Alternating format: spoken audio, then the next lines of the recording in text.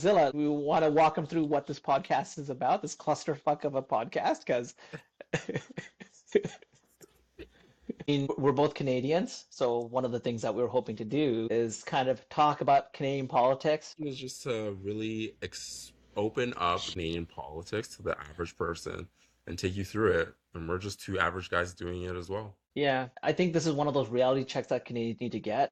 Canadians tend to think that they're smarter than Americans and more well-read, but one of the things that I think being an adult quickly realized is that I think we're as dumb as Americans, right? Calling But out the Canadians on day one. Go ahead, Exactly. I mean, Ted. I mean, I'm sorry, but it's true though. I mean, like I've been reading up on the whole like economic performance, and a lot of it has to do with this Canadians assuming that they're number one. Like we talk about how Americans have this blind vision that they're number one in everything, but Canadians kind of do the same shit. And our economical challenges with lack of productivity is because we just assumed that we were doing well. And now we're past the point of recovery and we're getting butt fucked, right? Well, I would never say that we're past the point of recovery. I think we have to acknowledge that there's a problem and Yeah, we're like a decade late because we knew about the productivity gap on the tail end of Harper, and then that fruitcake, Katy Perry's boyfriend showed up. By the way, there's allegations with Trudeau too, allegedly, way years back. ago. Yeah. Yeah, I mean, it just means that Trudeau is a minor attracted he is one of those minor attracted people. From everything we've seen, he is not. He has only been in relationships with people over the age of 18, to my knowledge. But yes, there have been allegations Yeah, against him. They stem back to his days as high a school, high drama school teacher, teacher. substitute teacher, Yeah. whatever. Like he was like an assistant teacher. Like he wasn't even a real he didn't even, I don't think he really held a real job until he got into politics. And Well, now he's like pretty much unemployed again. Like he's back to being a loser like he was before I think politics. right. He's probably doing the whole, politician turned, regular citizen Katie, again. you He's mean probably celebrity's boyfriend or whatever? No, he's probably doing, the consultant role, taking speaking engagements here, there, jet setting across the world to give Yeah, speeches yeah, at yeah. various universities, colleges, hedge Yeah, funds, jets, yeah, whatever. jet setting across the world while preaching green bullshit, right? Like that's the guy. If you say I so. mean, if he's flying around in first class in private jet, like flying on an airplane, like releases a shit ton of carbon dioxide. It's a large carbon footprint that he's making, right? Well, So you know what? I beggars think can't be further choosers, I further guess. on in this podcast series, we'll have an expose of what Justin Trudeau is currently doing, or at least what he claims to currently be doing with his He's not time. doing anything. He's like, And we will, just do a deep dive and see what he's been up to, see what his legacy has been after his term as prime minister. good. I mean, like CBC decides to take shots at him now, a year after the guy has dropped, more than a year after he dropped out. Now they're criticizing him for the lack of. They're talking about productivity. Like I watched a clip from yesterday, and they're talking about the productivity on why Canadian's economy is shrinking and how we're performing the worst amongst the G7s. And they took shots at Trudeau, and I was like, yeah, it is Trudeau's fault, but Mark Carney was also giving him some advice, right? Like some economical advice. And, like, should he take some of that blame or he Well, doesn't? when did Mark Carney start giving him advice? I think we need to Uh, pinpoint down I think it was specifically. like maybe like 2023, 2022. So He there's was a giving economical whole advice. 7 or 8 years before Mark Carney got into the picture where Trudeau was just doing what? No, that's a good question. I mean, but I don't think it's necessarily Trudeau's fault. I think I do feel that if it was the Conservatives, they probably would have fucked up too. This is true. Yeah. So like reading up on that, like why we're performing very poorly is because of the lack of productivity, right? Like an American worker with the same kind of job as a Canadian equivalent, they perform like almost double. They do like twice the output, right? Even though Americans cost more because they're getting paid in USD and the American currency isn't like Canadian pesos. So even though they cost more, the output of productivity is much better. Again, we there was trends back in Harper's era where Canada was almost up to par in terms of productivity. They're starting to lag behind.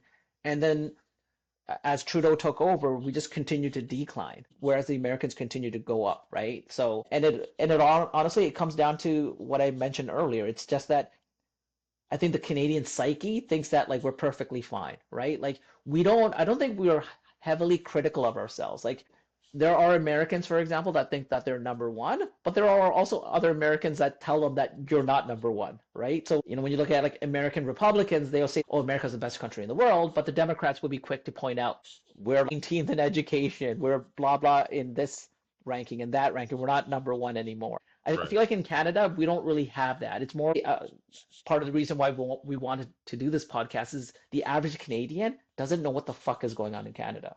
They know that everything costs more. They know that like people are losing jobs. But when you have the CBC or CTV saying it's because of Trump's fault, then you got yourself a scapegoat. It's all his fault. But the last time I checked, the economy was kind of sucking dick since the pandemic and hasn't really recovered.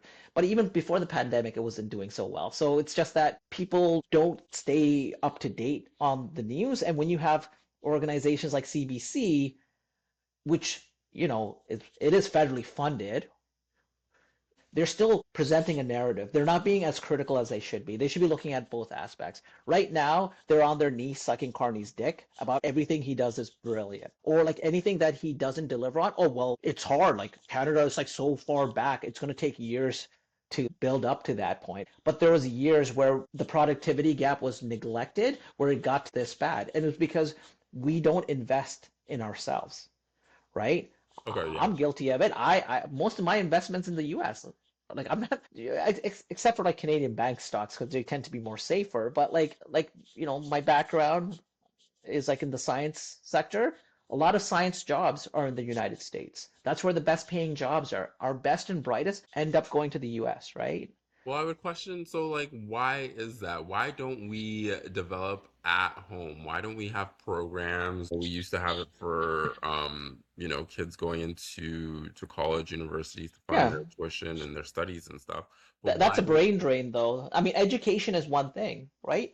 But like when you're best and brightest, go to the US, and I've been tempted. Like, holy shit, as a scientist in Ontario, I was making around 90,000, 95. My American equivalency would be making anywhere between 125 to like close to 140 USD. Yeah, American dollars, Mhm. not the shitty Canadian peso. And at this rate, 90,000, it's a lot of money for some people, but again, in terms of buying power, it's nowhere near as it is in the United States, and it came with better perks. So like one story was like when my son was born or was like a month away from being born, yeah, a headhunter reached out to me and asked me if I wanted to do a job in the US. It was like in New York City. It was gonna pay, I think it was about like $120,000 USD with a $6,000 USD per month stipend. And that was to cover for like your rent, your food, and it's tax free, by the way. So 60 grand plus 120, you're looking at like closer to 180,000 USD for the same fucking job that I was doing for half the cost in in an economy where like I have to pay that much more to get the same bullshit. And in terms of the productivity that you're talking about, yeah, so like a lot of our best and brightest are going down south. And when there are startups in Canada, American companies are the ones, like the American venture capital groups are the ones that'll come in and invest in them. They have a high tolerance for failure. Whereas in Canada, it's not the case. Like we want to make sure that like whatever we invest in, like, and I'm talking from the perspective of venture capital groups, Mhm. Canadian ones, they want to really like hedge their bet that they're going to actually get something out of it. Whereas Americans, they'll take a calculated risk that like they might not get their money, but if they do hit it, they're going to hit it big, right? So like I think that's how they do their trade-off. But also like you have the United States, Exactly. right? We're smaller. We're, We're just a smaller economy compared to the United States. yeah, Just it's an it's in a, like no one can beat the U.S. in terms of innovation. Yes, you can argue that the average American is getting dumber, but one thing that America has is it has these massive companies and corporations where they'll bring the best and brightest from outside of the U.S. in, right? Mhm. And that includes Canadians. So like how does the Canadian investment ecosystem match that? They really can't, right? And when like Mark Carney's trying to get people, get companies into the U.S. and I mean into Canada, like companies that come into Canada to like establish a base or whatever, they're doing it just to get access to the US market.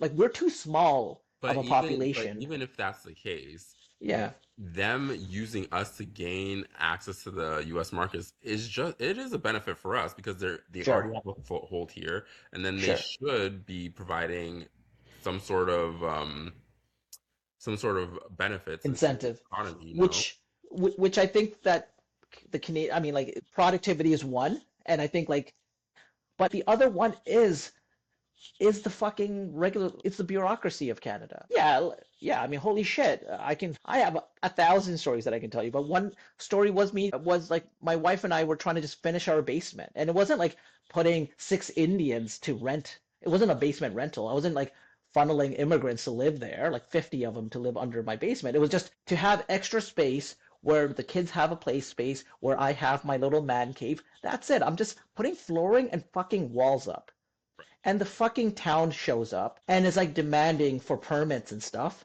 And then I'm like, do we really need the permit? And they're like, I don't know. They didn't really answer the question. They're just like, where is it? And kind of making it sound like we're like pedophiles or like killers or something. And they're Well, like, yeah, they make you what sound are you like a trying to get away with? criminal because you just haven't Yeah. gotten a piece of paper to do Yeah. just to finish a Yeah. a portion of your house that you've already bought. No one is Yeah. being affected. No one in your Yeah. community is being affected. You're just finishing No. out your basement, but you Yeah. need a piece of paper that costs how much money Yeah. to The do that? basement was insulated. We just needed fucking 2x4s and drywall. Exactly. Right? And flooring. That was it. But like they made a big fucking deal out of it, and a project that was supposed to take 3 weeks ended up taking 3 months and costing us additional 4 grand on top of Now, if what you we take set that to a aside. national scale, that I mean, like, Yeah. how long does just the regulatory aspect extend Yeah. projects I for? mean, it's not just national, right? Like say that like you're like a company, like you're gonna set up in Ontario, you're gonna set up like a say a manufacturing facility. There's gonna be the fucking federal government. Then there's that big liberal Doug Ford. He's gonna get involved, and then the city, right? If they're gonna build a manufacturing plant in Toronto, you got three levels of government that's gonna nickel and dime you and prolong the whole process. So going back to my basement rental, a 3 week project ended up taking 3 months, right? And then literally when the inspectors came to look at the drywall, the guy didn't even come down to the fucking basement to look around. He got to the foot of the stairs to the basement. He saw like a portion of the drywall was up, and then he signed looks good. So did the other two guys. Like, what the fuck did I just pay for? You're not even doing a full assessment. Like, Jesus Christ. Like, Like, if you're gonna, it's more, you know what, at this point, it's they're like the mafia. They might as well just be the mafia. It's not that yeah, they're actually caring about, oh, is the work done to some sort of they just want standard? to get their cut. You're They absolutely just need to right. get their And cut. Exactly. yeah, and it's fucking wild. So like when you have a fucking moron like David Eby's, the BC premier over in British Columbia, telling That Danielle good Smith, NDP.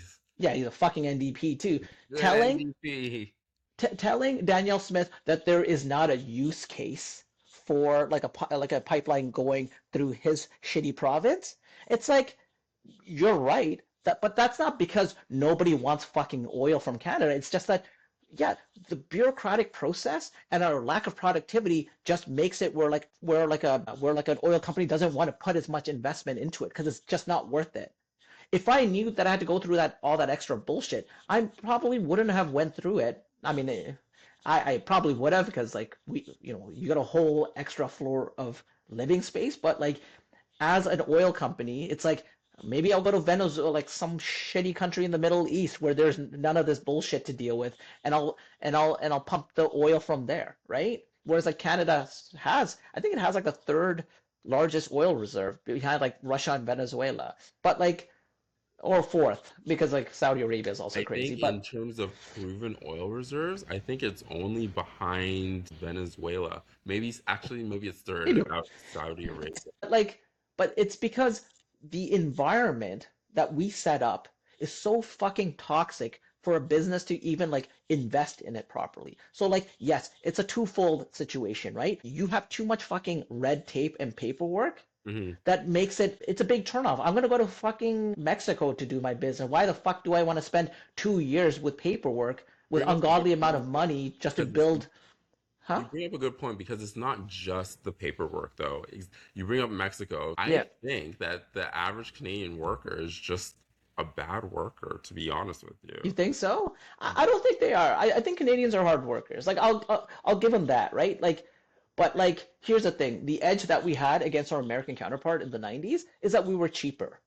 We were as educated as our American counterparts, but we were just a cheaper version, right? Yeah. And the culturally speaking, I mean, as much as Carney thinks that we're fucking Europeans, we're really not. We're more aligned with Americans than we are with, like, I don't watch fucking soccer, right? I watch football and basketball, and I don't give a shit about Messi or any of those I losers that think the dive. average Canadian probably watches soccer, more soccer as compared to football. If Really? that's going to be your benchmark, yes, Ew. we have a lot of immigrants. I mean, like you just got to I'm not call. talking about immigrants. I'm talking about like like I'm talking about like second or third generation Canadians. They don't have to be whites either. Like I don't watch soccer. I think soccer's fucking lame. I think the second and third generation Canadians do watch soccer over Okay. football. Yeah. But you know what I'm talking about. Like but we're more American than we are French Certainly in terms of our culture, or yeah. British, A right? lot Like, of yeah. So we're culturally more aligned with the Americans and we're cheaper, right? And at the time, we didn't have any of those bureaucratic bullshit red tape. And like technologically speaking, there was no AI or automation that like made the Americans like that set the Americans apart from us as it is today, right? We were just cheaper. I think that's where a lot of businesses came to us. But now that it's a fucking pain in the ass to build a facility or bring in new business, that now business is looking at it being it's a pain in the ass to get into Canada, but also they're not as productive anymore. So it's like, why the fuck It's am I my going point. here? Yeah, we're not as Yeah, it's like a double-edged sword. I mean, I it's not a think double-edged sword. It's like a I double think when whammy. you say that the average Canadian is a hard worker, I think that's true. But Yeah. what does the average Canadian work on? Like how much of the work that they do is actually focused on their specific industry, and how much is focused on some sort of bureaucratic measure, some red tape, some safety training that Yeah. they have to take, some additional thing that is enforced by provincial or federal government that is eating up a lot of their time. Like, And do you want to know how fucking bureaucratic Canada is? Do you know how many CRA employees are there? 50,000? Yeah, there's about 60,000 in Canada, right? Yeah, I Yeah, know. about six, They're nearly knocking on my 60,000. door all the time. Pay your fucking bills. It is bill season. So guys, like definitely, I mean, it's Feb 28th right now. I don't know when the podcast will come out, but if you need to, I mean, it's Saturday, so you're not gonna get shit in terms of like RSP. But okay, 60,000. Do you know how many American IRS employees there are in the US? It's about the same. I think it's about like 70,000. It's the You have, same. it's almost the same. And here's the fucking crazy part, right? Canada has 1/10 the population, and yet we have the same number of fucking government idiots handling 1/10. Like, you got to be fucking kidding me.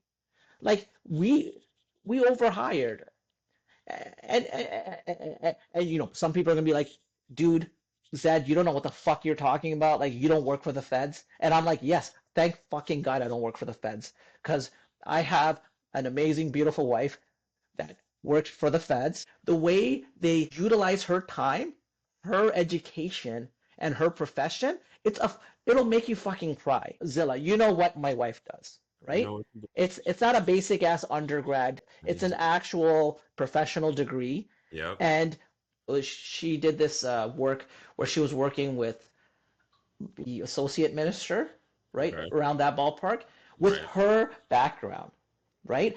Right. And to give you that context, before working for the feds, she worked for the UN doing a lot of human rights stuff, Right. right?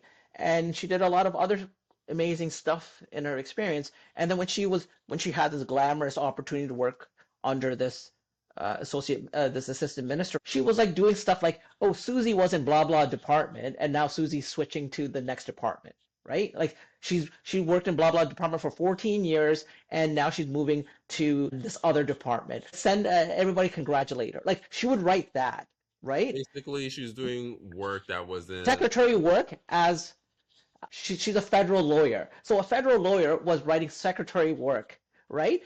And then she would write that, and then a bunch of director level lawyers will review that. So you have a bunch of lawyers reviewing some stupid moving from one department to the next. And I'm like, holy shit, that's a bunch of taxpayers' money, like taxpayers' resources, going to an email about some stupid lady that spent 1,000 years in one department that moved to another department. Like, get a secretary that costs a fraction of that cost to write it. I'm sorry. Or exactly. yeah, And that's this and is that's this is and that's wild. my point exactly. And I think there's too many people in this country who have legitimate positions and they could be focusing more of their time on whatever, is relevant or pertinent to their actual position, but they're stuck doing this Yeah. bullshit work. And so then you have these lawyers that are acting like more like assistants. She did some amazing work, and then she had this amazing opportunity where she was being treated like a glorified secretary. She was telling me like, I, I charge my lawyer rate per hour writing the email, while like a bunch of general counsels are reviewing the same email that has no law related reasons, but that's taxpayers' money. It's not a company that made money through services or through products, and then they're using their profits to pay for this kind of waste, Exactly. right? This is Exactly. taxpayers' waste, and I'm just looking at that, and when you have 60,000 CRA employees in a fucking country that's like 40,000, and then you have 70,000 IRS employees for a country that's almost 10 times the population, it makes you think like, what are we doing in terms of productivity? Like I agree. it, And I think Mark Carney kind of using this disparity between the US and Canada, I think that's part of the problem. He's really obfuscating what the real problem is to the Canadian I people. mean, It's us, it's sorry, it's him. I mean, like he's the head of the Liberal Party, but it's the Liberal Party. It's CBC is a liberal media, as much as they don't want to acknowledge it. They're all just presenting that narrative that all of the shit that we're going through is because of Trump. Trump put the fucking nail in the coffin. Don't get me wrong. What he's doing is impacting us, but we were not in a strong position. It's because of the fact that our government is huge. We're not that efficient. There's too much red tape that's turning off businesses from even investing. And on top of that, we're not as productive. So if I'm IBM and I'm looking at moving my headquarters into Canada, I'm going to be, yes, the average Canadian is cheaper, but in terms of productivity, Americans still produce twice the amount of value, right, per hour compared to Canadians. And then on top of that, you have me jumping through flaming hoops to even establish whatever in Canada. It's just there's too much negative press. There's not enough of a business case. But that's due to us, not because they don't want oil. They do want oil. It's just that we're not as productive. We are slow with our deliverables. Like that, like it is red taped. Like, you, I mean, you know better than I do. Like, how long does it take to like build a fucking house from like plan to like starting constructions? to literally build a house, you could do it in 6 months, easy. But like okay, now throw in the fucking paperwork. Now how Throw in much the longer? paperwork in the process that you've extended it to probably 18 months. Exactly, right? So like, and to give you guys context, like Zilla is in that space where he looks at like constructions and stuff. So whereas in Texas, it's 3 months. And that includes paperwork to start building shit. Like that's Exactly. the thing. If there is It, paperwork, I mean, there's a lot of jurisdictions in the US where you do not need a permit to throw up any type of building. You just say, I bought this land, I'm going to do what I want with it. No? and for like Canadian media and Mark Carney to be like, we should be more like Europeans. Like I don't think Europeans are that good either. The problem with that, it's not that Europeans are not that good, it's that we are living in a different landscape than the Europeans. They And have different challenges too, right? exactly. They've had centuries of development, and they live in an environment that is, that they've developed over thousands of years that is Yeah, exclusive to them. On the other hand, Canada is like a country that 100 is hundred what, and something years. barely 200 years Yeah, old. Our population is nowhere near Europe's. sparse, so You sparse. know, Yeah, we are spread out across this large geographic landscape. It's so hard to get to one another. Like to get out to Vancouver, I have to spend what, $3,000? I might as well fly to Africa. Um, and like you can't compare us to Europe. We're not Europe. We have different we're not challenges, Europe. Yeah, and we should focus on our own challenges and handling them in a way yeah, that is unique to Canadians. And I'm yeah, sorry, it involves, I mean, look, the US is the biggest economy in the world, and we yeah, just so happen to be their neighbor. If we yeah. didn't work to capitalize on that more, I think we would be stupid. We'd be idiots. Right, Yeah, exactly.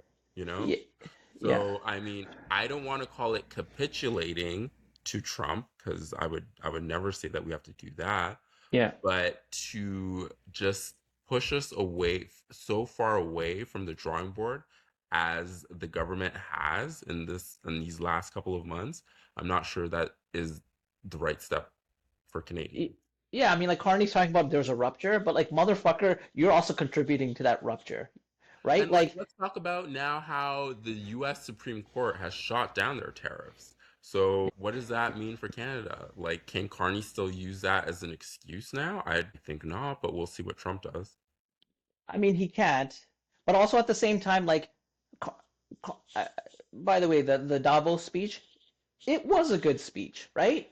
It's a really good like fuck you speech. And he didn't like straight out say America, but he did name drop America, but like dude, it's like me going to my employer and be like, yeah, like you guys are shitty employers, blah blah blah. Yeah, I'm thinking about quitting. Like I don't like working here. Like if I go to my employer and say I don't like working here, the hours suck, you guys underpay me, and I do that with no jobs lined up. You're supposed to do that in today's workplace. It's a Yeah, I mean safe space. that's the Canadian practice. We It's a talk safe smack with no space. backup plan, right? Because like that's what we like. The U.S. economy is almost like 80% of our GDP in terms of trade, right? Like talk smack if you have a substitute for that 80%. China, I think is like 12%, right? And we're all talking about like I see on YouTube people are like, oh, we don't need the Americans, we got the Chinese. And I'm like, yeah, right. Like they're not going to be able to fill that gap in terms of the earnings that we've made from the United States, but also at the same time, our fucking infrastructure sucks dick where we can't even ship out stuff as well as we can, right? And there was like there was an interview that I saw with Vasi Capello. This was like back in I think it was like around fall or October of 2025.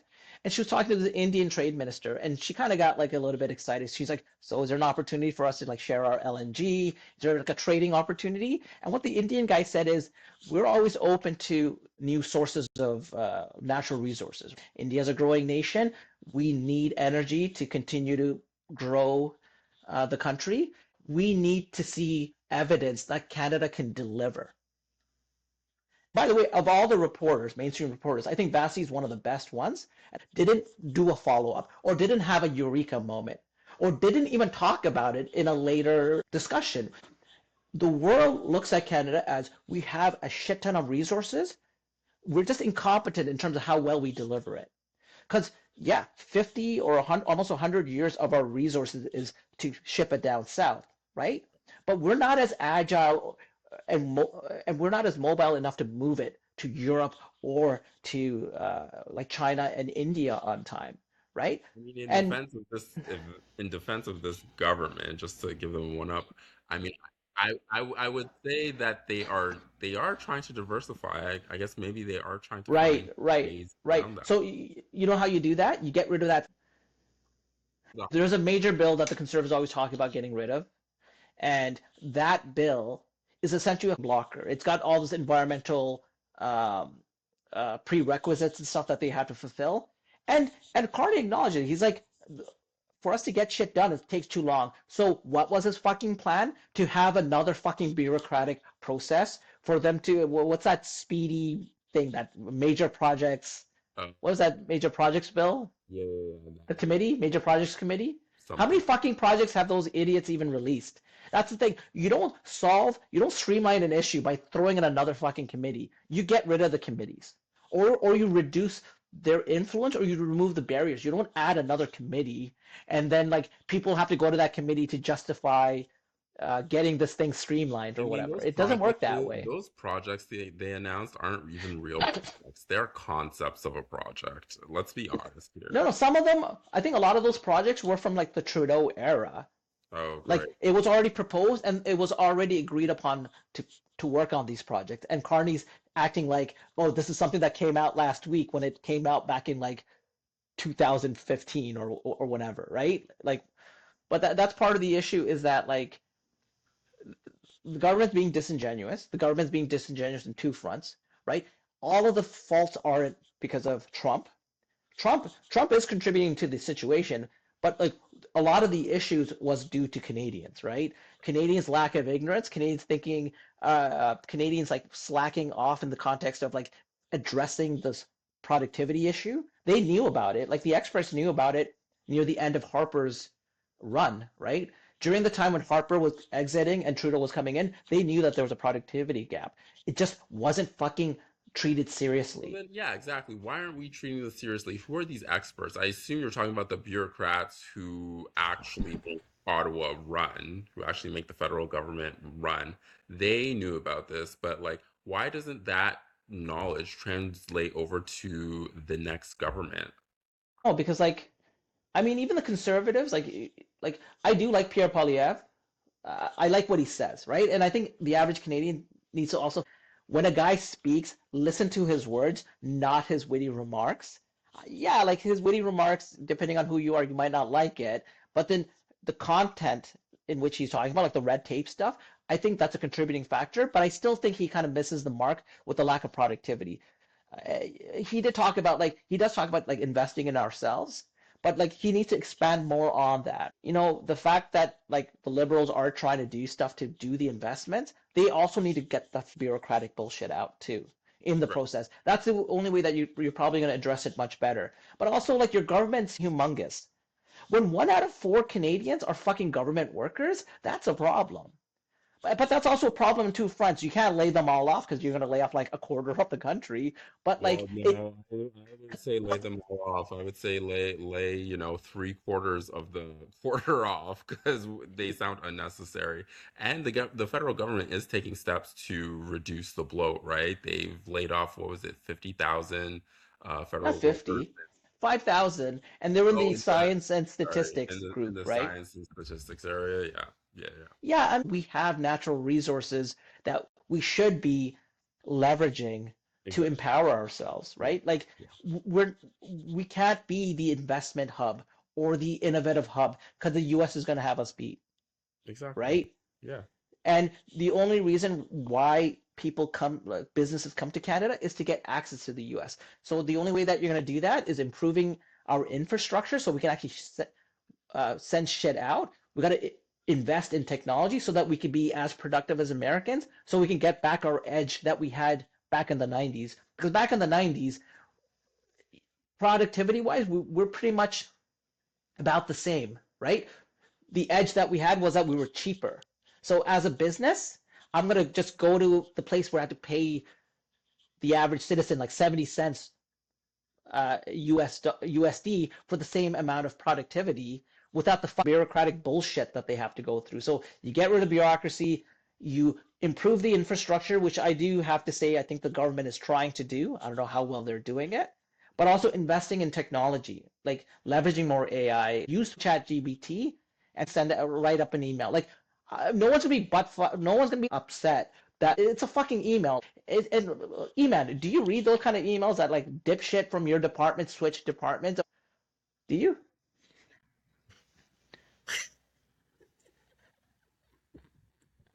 no, But you no, know what I'm talking no, about, no. Zilla, I'm right? gonna. I understand what you mean. Uh, To be honest with you, I think that you had a very good run up to the end of the conversation. This is a good place to end the podcast. Please like, subscribe, blah blah blah. But then you started just ranting. Then you just started ranting some more. no, but here's the thing, right? Like the way that we're gonna get back our competitiveness, infrastructure, get that done, right? So we can prove places like China and India that we can actually ship shit out on time, right? Get rid of the government bureaucracy so we can actually fucking work with infrastructure, so Yeah. that we can actually bring in businesses and mining and start to actually harvest our natural resources. You know, apparently there's a stat out there that says that the amount of natural resource that we have, there's enough wealth in Canada through our natural resources that each one of us should have about $800,000. Like Really? that's yeah, it's like crazy amount. It's just a we think we're Europe and we should follow European standards. So I'm yeah, gonna start chopping my own wood. I need that yeah, eight start hundred selling grand it, right? tomorrow. But but then like we shouldn't be like the Europeans, we shouldn't be like the Americans, but there are elements that we should leverage, right? Yes, from both And countries. Exactly. I from agree. take the best. We can't be a carbon copy, right? And then like improve the productivity, right? Invest in AI, invest in technology that can make us more competitive. Because again, during the 90s, we had the same productivity level and we were cheaper, and that's why we had the business, right? Definitely. And I do agree, like we should diversify, but at the end of the day, our number one client should be the United States. For those fucking libtards out there, including CBC, pretty much every country's number one trading partner is the United States. So we need to maintain that, right? Well, then how do we feel about this new sentiment that maybe the world shouldn't center the United States? You know, it's not only coming from Canada, China, Well, like obviously China's going to have that stance. China, Russia. I would say that okay, maybe not India. I would say Brazil, maybe not Brazil either. You know what? Maybe it's just China and Russia. I think, yeah, well, no shit. Like, though, China is a direct competitor, and Hmm. honestly, I don't think China will ever overtake U.S. because they have an aging population. There's population decline there. I But like, I think there is a way. I mean, I think there is a way how to overtake the. how will they overtake the U.S.? I Tell think, me.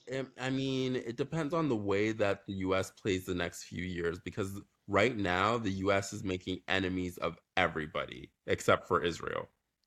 And if this goes on for, a couple, I mean, like already there's fractures between us and the US, Mexico and the US, Europe and the US. China's already, it's like already fucked them. Russia's already fucked them. I don't know how like Australia and New Zealand feels about the US, but I mean they're half a world away. So I Yeah, mean, but like, so I just feel that if hmm this sentiment continues to move forward, yeah. there may be a future where the world isn't US centric anymore. I would actually appreciate that. I don't think that that's a bad thing. I mean, then who would it be? Why does it have to be anyone? Why does there have to be one major player who dictates the world? I think, I mean, the leader that leads the world is the one that innovates. So like China had the crazy kung fu robots during their New Year gala. Um, but like US had robots doing the same shit like 2 years back, I didn't see right? it. Yeah, look at Boston Dynamic and Tesla. Boston Dynamic was doing that their fucking robot was doing parkour, like crazy parkour from like 5 years ago. They were So doing weird to that me with that their they Atlas robot. It's so weird to me that they want robots to move in human ways. I'm just like, why don't you just give a drone arms and then just have the drone fly around? Like, why Cover. do you Yeah, need it? because right now drones are used as flying grenades. Have you seen those footages from Ukraine? From the It's Ukraine? not that Yes, shit. yes, I've It's pretty seen that. depressing. But do you Yeah. remember when Amazon was attempting to use drones to deliver packages? What Which I think they happened to they that? do they I think they do that in certain places. I think it's Okay, more like over in West Coast. I could be wrong. okay. They've done that, or they've done some pilots with that, like pilot Like, programs. I find it strange that they make robots to imitate like human walking. Walking is like it seems like an ineffective mode of travel Well, for for anything. You Why know, do you say that? why don't they just put it on wheels? Like a robot on wheels is way better than a robot that walks. Well, when you're outside and there's uneven flooring and shit, rocks. I think Can't just also, I hmm mean, you can't just have wheels that go over rough terrain. The only barrier really is like stairs. stairs. Yeah. And then fine, just put a robot on like those tractor treads that can like go up the stairs. I don't know. I just feel like I life's weird. Yeah, I mean that's a fair call out. I mean, here's the thing, right? If you could do it with robots, maybe you can get a uh not a quadriplegic. Maybe you can get a quadriplegic to have their movement back, right? That's I true. don't know. Yeah. But like, I mean, that's the thing, right? Like sometimes you do things because they're cool, but it may have like some um like people improving opportunities through stuff like that. But Boston Dynamic was doing what they were doing with those midget, and those Chinese robots are like midget Chinese robots. They're big as kids. But like Not Tesla the and Boston midget Dynamic, robots. yeah, no, but like Tesla had a video where their Tesla robot was breakdancing, right? And that was like, I think that was back in 2023 they had that. And Oh, then Boston Dynamic was like 5 years ago. I think what China's really good at doing is they're really good at fucking showing it, and they do it in a very flashy manner, right? And like even like the BYD cars and stuff, a lot of what those cars do, fucking Tesla did that like years before. oh, And then people are like, "Oh my God, like, oh, did you see what the BYD can do? It could do this and that." It's like, yeah, Tesla did that too. Tesla had soft closing functionality and stuff like that. I think what China, and China's really good at this is they mass are really produced. good at mass producing and also taking a product and breaking it down and rebuilding it. The thing with That's Tesla is shocking. for I mean, okay, but no, this is Chinese espionage. They've been doing this for like I decades. mean it's not necessarily Chinese espionage. It's also them buying a Tesla and breaking it apart, right? Like all of the automakers probably like when they are thinking about doing the EV transition, they probably took a Tesla, ripped it down to its components, and try to figure out how it works, right? And then implement it with their own respective technology or twist. Right. China does, but China does a really good job doing that. The thing is that I don't think they innovate. They're very good at imitating, right? So someone needs to lead the forefront of something for China to do it in a more efficient manner. If I spend $20 million to build some new technology and then you take it and you spend $2 Okay, million, but dollars, you're just because saving you're the $18 million. innovator, just because you're Mm-hmm. the innovator doesn't mean you're the king of the world. I mean, like Germany is a good innovative country. I'm sure China can steal a lot of ideas from them, but the they're not the head honcho of the world, nor do Uh, they try to hmm be. I think it's because I'm going to be honest. I do think I know you and I spoke about the whole socialism, and you said Canada's not a democracy. It is a democracy, but it's a social democracy, Yeah, right? yeah. I think that socialism aspect does kind of slow. Yeah, I think it does impact your ability, right? Because that way money is more spent towards innovation, whereas like from a government standpoint, whereas from like a social country, like a lot of that money is also going into a lot of social programs, right? True. That's true. But but I mean like I'm not a I'm not an economist, so I can be completely off the mark on that. Like I do think that like and the US is and the US has that competitiveness. Like fuck in Canada, like what we have TELUS, Bell, and Rogers. And like They tried to get me to go. Kudos and Fido, they're all owned by the same three They motherfuckers. Like tried to get me it, to go back to Rogers, and I was like, hell no. yeah, same here. And it's like like in Canada we have like an oligarchy. Like we Oh yeah, have Canada's just about grocery stores. oligarchies. There's like 4 or 5 main grocery stores, and they kind of work together and ass fucking us in It's, pricing. it's everything. Banks, Yeah, oligarchies. Grocery store, yeah, oligarchies. Telecoms, oligarchies. yeah. Um, w cars, oligarchies.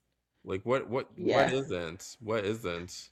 What isn't? I mean, like that's the thing, right? Like I mean, that's and Canadians have a habit of like they kind of put up with bullshit, whereas Americans they won't. I feel like Americans are more likely like they're more likely to burn down a Sobeys than put up with the pricing. You know what I mean? Whereas like Canadians, we just keep putting up with these ridiculous God, I wish prices. we would burn down the soaps. That'd be good. Too Yeah, I much mean money. like so like even from a federal standpoint, like they did that rebate on fucking groceries, right?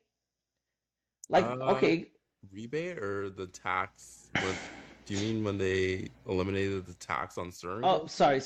sorry, yeah, the tax on like grocery food, right? Yeah, yeah, yeah. Yeah, but like that doesn't really help. Sobeys doesn't give a shit about that. They're not gonna bring down the price. I mean, it might bring down the price, but like I don't know, like you Eliminating have the tax doesn't bring down the price. It just eliminates the tax. It just eliminates yeah. what goes If to the anything, government. it takes away from money. It takes away money from the federal government to do programs like funding Ukraine's war or sending money out to international No, countries. they No, do you they would do anything rather than stop sending money to Ukraine. At this, Canada? Are you I'm fucking kidding me? Mark Carney pledged $2 billion to be sent to Ukraine while doing this fucking grocery tax cut thing. that's what I'm Like, saying. They would yeah, rather fund Ukraine than do then anything thing else. for the people. Yeah, yeah. Yeah, It I'm makes no sense. flabbergasted, but I really don't understand it. Someone needs to, Yeah. I don't know. There needs to be an explanation for this because, and where are you finding this $2 billion? We don't have it. We don't have No, it. it's all borrowed money. Yeah. It's funny that an economist, this banking genius, fucking sucks at fixing our economy, right? Banking genius. The UK would like to have a strong word with us, okay? The UK Yeah. hates him. Yeah. We'll do an episode on this. You We'll even better. title it as the unreliable boyfriend. So for You those that better. don't know, like that's what Mark Carney was called when he was the what's that fucking bank called? The central bank of, uh, Yeah, when he was like the central bank governor of yeah. England, like he was known as the unreliable boyfriend. So we'll definitely do an episode about that. Again, I'm probably beating a dead horse here. It's a process problem. That's what's fucking the economy, not not a Trump. Although Trump is adding to it, I don't think a banker. I don't think you need a banking genius to fix a process problem. We need a process person to fix a process problem. So Okay, so that's good. we'll